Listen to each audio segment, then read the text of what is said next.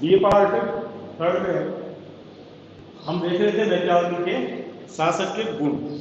तो इसको हमने दो पार्ट बनाया था। जो प्रथम पार्ट है उसमें हमने इनके पहले जो गुण देखे थे। आज हम बात करते हैं शासक के आगे, जो मैकियावेली क्या बताता है कि कौन कौन से गुण शासक में होने चाहिए। तो मैकियावेली इसी कड़ी में जो आगे बात करता है वो करता है कि एक शासक को अपना आचरण इस प्रकार करना चाहिए कि प्रत्येक जनता का प्रत्येक व्यक्ति कानून की पालना करे, अर्थात उसे कानूनों की पालना कठोरता के साथ करवानी चाहिए। उसका रवैया ऐसा होना चाहिए कि हर व्यक्ति में ये भय हो कि यदि कानून की पालना नहीं करेंगे तो शासक कड़े से कड़ा दंड देगा। इसका सबसे बड़ा फायदा ये मैकियावेली कहता है कि शासन तंत्र वही अच्छे से चल पाएगा जिस शासन तंत्र में अनुशासन हो। और अनुशासन है वो भय से आता है। ये पहले भी अपन बात कर चुके हैं कि वो कहता है कि प्रेम और भय की तुलना में व्यक्ति भय की भाषा को ज्यादा समझता है। तो यदि शासक का भय होगा कानूनों के मामले में, कि शासक कानून के मामले में अत्यधिक कड़ा है, उस स्थिति में जनसाधारण है वो अनुशासित जीवन जिएगा। यहाँ मैकियावेली स्पष्ट रूप से कहता है कि एक शासक वर्ग को कभी भी इस मामले में, कानून की पालना के मामले में किसी भी प्रकार की निर्बलता नहीं दिखानी चाहिए, न ही भावनाओं के वशीभूत होकर उसे दंड को उदार कर देना चाहिए। यदि ऐसा करेगा वो बार बार, एक बार, दो बार, 5 बार, तो धीरे धीरे उसकी कठोरता में जो कमी आएगी, उससे उसका ये मानना है कि समाज में, जनता के बीच में अनुशासनहीनता का माहौल उत्पन्न होगा। तो यहाँ कह सकते हैं कि शासक वर्ग में यह गुण है, एक गुण होना चाहिए कि हर व्यक्ति जो कानून की पालना नहीं करे, उसमें शासक वर्ग का इतना भय हो कि वो कभी भी कानून को तोड़ने की सोचे भी नहीं। दूसरी जो बात करते हैं वो कहता है कि एक शासक वह का एक महत्वपूर्ण गुण है कि उसे हमेशा युद्ध की स्थिति का एक वातावरण बनाए रखना चाहिए। अपने आप को, जैसे आपने इससे पहले देखा था कि वो सदैव युद्ध की तैयारी तो करता ही रहे, लेकिन युद्ध के वातावरण को भी वह हमेशा समाज में या पूरे अपने राज्य में बनाए रखे।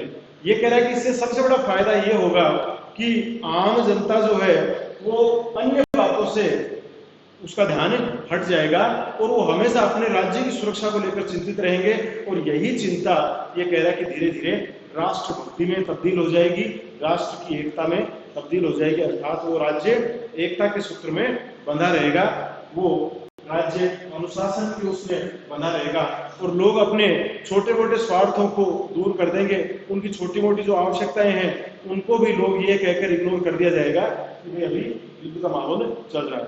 तो ये एक शासक का गुण है कि वह हमेशा अपने राज्य को युद्ध के स्थिति में बनाए रखे। और यहाँ आप ये भी देखिए, वो मैकियावेली एग्जाम्पल भी देता है कि जो ग्रीक उस समय के राज्य थे उनमें प्लेटो और अरस्तु, उन्होंने इस बात पे अधिक बल दिया कि राज्य को अपना जैसी स्थिति है वैसी बनाए रखे, वो स्थायी स्थिति ज्यादा उन्होंने वेटेज दिया था। लेकिन मैकियावेली कहता है कि वो राज्य स्थायी बने रहे और स्थायी होने के कारण ही धीरे धीरे वो राज्य नष्ट होते गए। ठीक है, तो यहाँ दो चीजें हमने देखी है कि युद्ध की स्थिति बनाए रखने से राज्य, जनसाधारण व्यक्ति है वो राज्य के प्रति भक्ति उसमें जागृत रहेगी, अपनी छोटी मोटी जो समस्याएं हैं उनको वह स्वयं ही इग्नोर करता रहेगा। और सबसे बड़ी चीज ये है कि जो स्थानीय समस्या है उनके स्थान पर राज्य की समस्या, जो युद्ध जैसी स्थिति को वो प्राथमिकता देगा, तो समाज में एकता बनी रहेगी।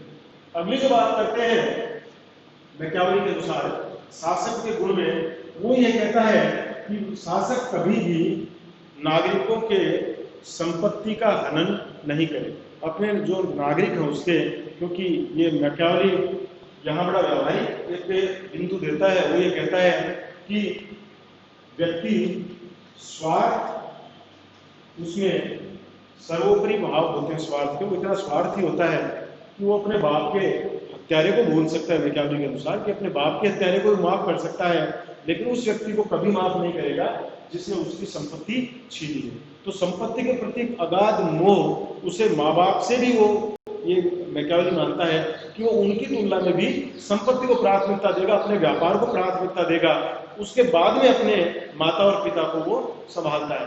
तो यहाँ इस स्थिति में भी वो कहता है कि इस नागरिकों के इस व्यवहार को जाने, इस आचरण को जाने, स्वार्थ का जो भाव है इसको ध्यान में रखते हुए राजा या शासक कभी भी नागरिकों की संपत्ति का अनावश्यक हरण नहीं करे, बिना किसी, मान लीजिए कोई सजा उसको देनी है, पनिशमेंट, उस स्थिति के अलावा सामान्य कभी भी उनका सामान्य काल में नागरिकों की संपत्ति का हनन नहीं करे। और इसी क्रम में वो दूसरा कहता है कि संपत्ति के साथ ही वह महिलाओं के साथ हमेशा सदव्यवहार करे। जो भी व्यक्तियों की संपत्ति है एवं जो स्त्रियां हैं उनके साथ हमेशा वो सदव्यवहार करे, किसी प्रकार का दुर्व्यवहार नहीं करे। ये दोनों ही कारण ऐसे बनेंगे जो मैकियावेली कहता है कि वो शासक को जनता की नजरों में महान बनाते हैं और उसे सम्मान का भागी या सम्मान प्राप्ति का एक बहुत बड़ा कारण, दो कारणों को मैकियावेली कहता है, महिलाओं का सम्मान करे और जनता की संपत्ति का हरण नहीं करे। उस स्थिति में उसे अपने आप जनता से सम्मान प्राप्त होना शुरू हो जाए। अगली जो बात कहता है मैकियावेली, वो ये कहता है कि शासक का यह गुण, शासक को आचरण में यह गुण भी अपनाना चाहिए कि उसे अपने राज्य में होने वाले व्यापार, उद्योग, कृषि, इन सब को उसे प्रोत्साहन देने की आवश्यकता है। वो इन कार्यों को खूब प्रोत्साहित करे, व्यापार को प्रोत्साहित करे, कृषि को प्रोत्साहित करे, उद्योग धंधों को प्रोत्साहित करे, लेकिन साथ ही वो ये कहता है कि कभी भी राजा को खुद कोई व्यापार के इनके चक्कर में नहीं पड़ना चाहिए, उसे अपने राज्य पे ध्यान देना चाहिए। उसे कभी भी व्यापार या पैसा अर्जन करना, जो व्यापार के माध्यम से, इन चीजों में वो कहता है कि राजा को अनावश्यक अपना समय बर्बाद नहीं करना चाहिए। उसे राज्य की उन लोगों को, मतलब यहाँ विशेष रूप से ध्यान देना है कि इनको जो भी आवश्यक सुविधाएं हैं वो राजा उनको प्रोवाइड करवाए, ताकि जनता इसमें मानता है कि जब जनता समृद्ध होगी तभी राज्य समृद्ध होता है। तो जनता की समृद्धि के लिए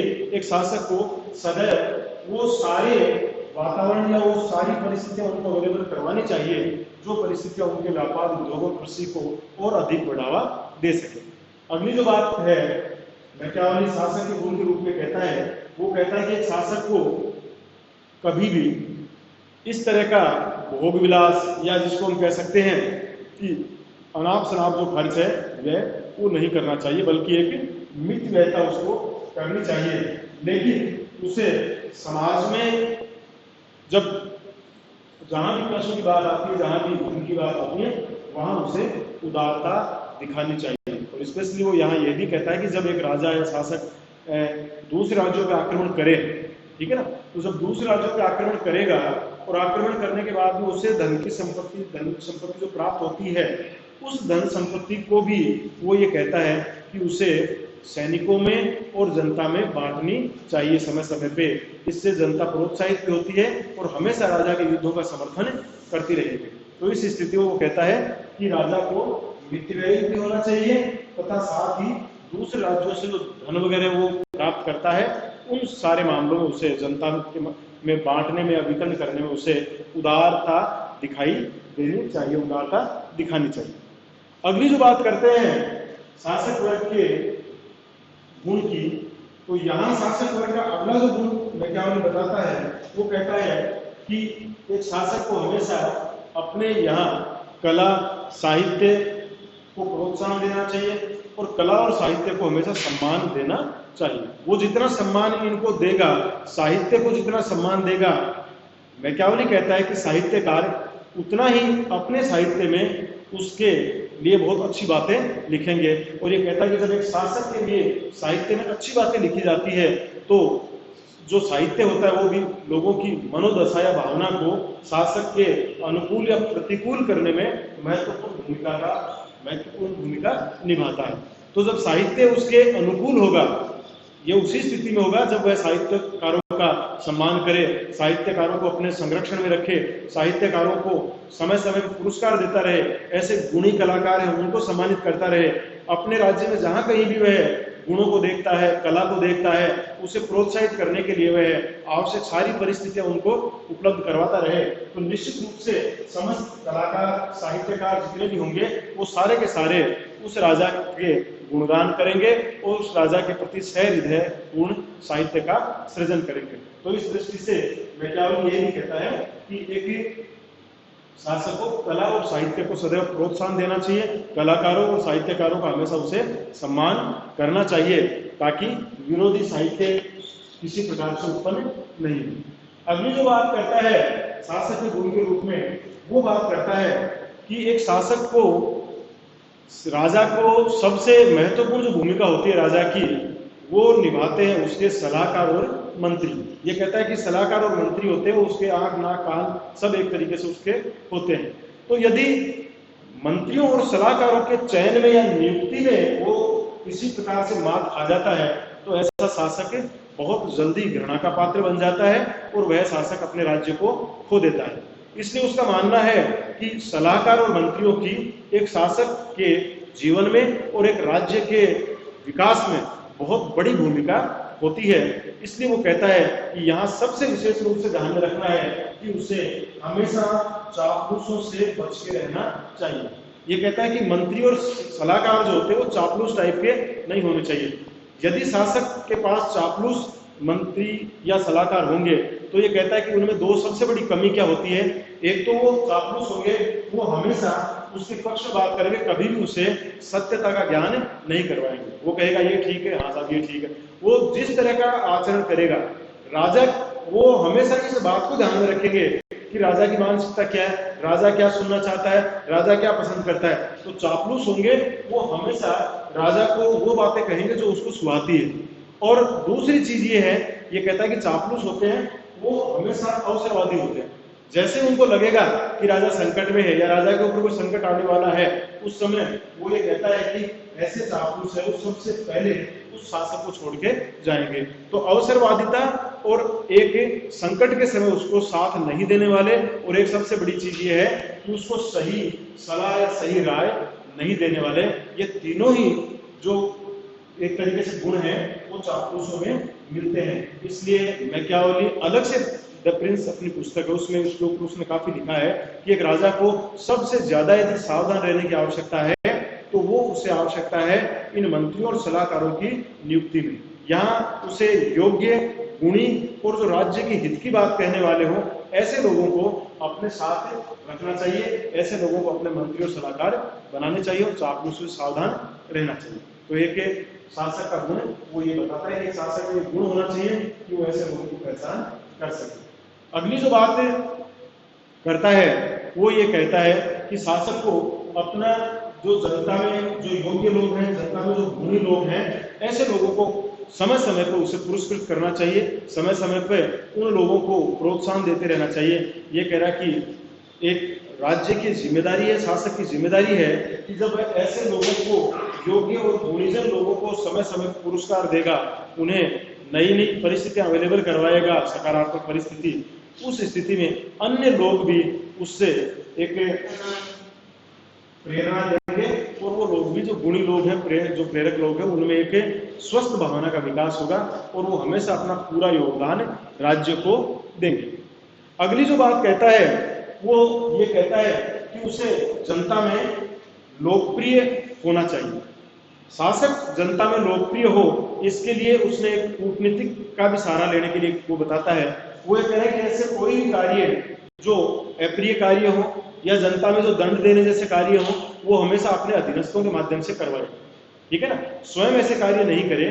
यदि ऐसी स्थिति में कोई कार्य का विपरीत परिणाम आता है तो अपने अधीनस्थ अधिकारियों पर वो दोष मढ़ दे और उन अधिकारी को अपने पद से हटाकर अपने आप को जनता की नजरों में लोकप्रिय बनाए रखे। यदि वह स्वयं वो कार्य करेगा, यदि वह स्वयं अपने निर्णय सुनाएगा, यदि वो स्वयं वो निर्णय देगा, तो ये कह रहा है कि ऐसी स्थिति में राजा के कार्यों को कई बार अलोकप्रियता का शिकार होना पड़ेगा और वही अलोकप्रियता उसकी घटना में तब्दील हो जाएगी। तो ऐसे जितने भी कार्य हो जो उसे अलोकप्रिय बनाते हो या ऐसे कोई कार्य, तो वो सारे कार्य अपने अधीनस्थ अफसरों के माध्यम से करवाए, ताकि आवश्यकता पड़ने पर वह बदनामी का भांडा है वो उन अफसरों के ऊपर फोड़ के उन्हें पद से हटा दे और अपने आप को लोकप्रिय या अपने आप को बिल्कुल सही साबित कर दे।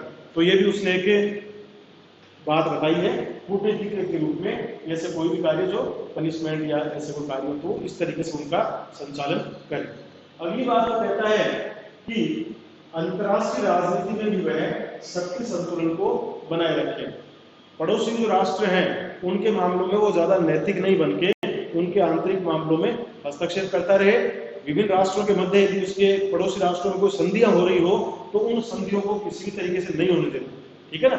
शासक का ये कार्य है कि वो अपने एक जो गुप्तचर है उनकी ऐसी टीम, सशक्त टीम हो जो आसपास उसके जितने भी पड़ोसी राष्ट्र उनमें पूरा ध्यान रखे, और कोई भी संधियां यदि वहां होने वाली हो तो उन संधियों में कैसे भी करके साम दाम दंड भेद के माध्यम से वो पड़ोसी राष्ट्रों में आपस में संधियां कम से कम होने दे, ताकि वो शक्ति संतुलन बनाए रखे। और उसे पड़ोसी राष्ट्रों के मामलों में मैकियावेली कहता है कि उसे हस्तक्षेप करते रहना चाहिए, अपना हस्तक्षेप बनाए रखना चाहिए, ताकि उसे पड़ोसी राष्ट्रों की हरकतों से वो लगातार हर तरीके से परिचित होता है, ठीक है। और एक जो अंतिम बात मैकियावेली कहता है शासक के गुण के लिए, वो ये कहता है कि एक शासक का अंतिम जो उद्देश्य है वो है उसके राज्य की प्रगति, विकास और राज्य की समृद्धि। इन तीनों के लिए ये उसका महत्वपूर्ण उद्देश्य है, और इस उद्देश्य की प्राप्ति के लिए उसे कोई भी साधन अपनाना पड़े, चाहे वो साधन अपवित्र हो, चाहे पवित्र हो, चाहे नैतिक हो, चाहे अनैतिक हो, वो कहता है कि राजा को उन चीजों पर ध्यान देने की आवश्यकता नहीं है। उसका उद्देश्य मात्र उसके राज्य का विकास, उसके राज्य की समृद्धि और उसके राज्य का कल्याण, ये सबसे बड़ी चीज है। बाकी क्या है कि ये साधन है, ये कोई मायने नहीं रखता, वो कैसे भी साधन अपना सकता है। तो ये शासक गुण है। और अंतिम एक जो बात जनसंख्या के लिए वो कहता है कि राज्य चूंकि हमेशा उसका लक्ष्य विस्तार का होना चाहिए, तो जनसंख्या वृद्धि है वो भी राज्य को करते रहना चाहिए। जनसंख्या वृद्धि का पक्षधर है वो, उसका मानना है कि जितनी ज्यादा जनसंख्या बढ़ेगी उतने ज्यादा सैनिक तैयार होंगे, और जितने ज्यादा सैनिक तैयार होंगे उतना ही वो राज्य विकास करेगा, मजबूत होगा, ठीक है। तो ये हमने देखे हैं मैकियावेली के शासक के गुण, दो भागों में हमने देखे। दोनों वीडियोज आप इनको देख के क्लियर कर सकते हैं।